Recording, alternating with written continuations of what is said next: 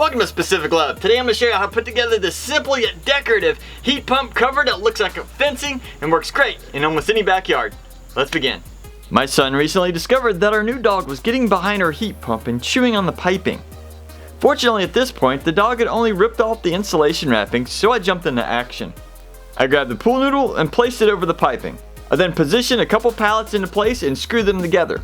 This was a little ugly, but kept the dog out for now. I then went to the store and picked up some pressure-treated 2x4s and cedar fencing. I then cut the 2x4s down to make separate frames to fit in place of the pallets.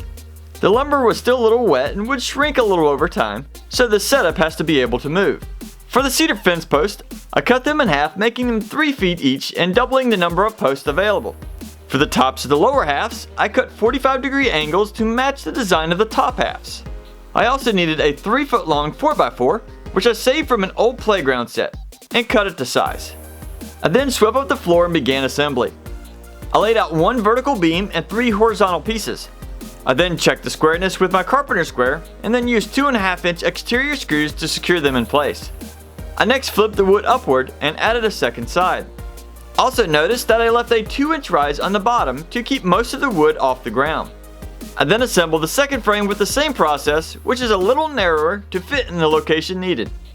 A quick test fit allowed me to see everything fit together well, and it was time for the fencing. I then laid out the fence posts using just my eye to get them about even between each one and ready for screwing. And then I added 2 screws at each horizontal frame. The posts on the corner were left overhanging so they would cover the 4x4 when in position. And after another test fit, I moved everything outside. The fencing looked great, so I pulled it back apart and used a fence post driver to hammer in a large rebar stake on the inside corner of the fencing. I then placed the frame back in its position and screwed both of them to the 4x4.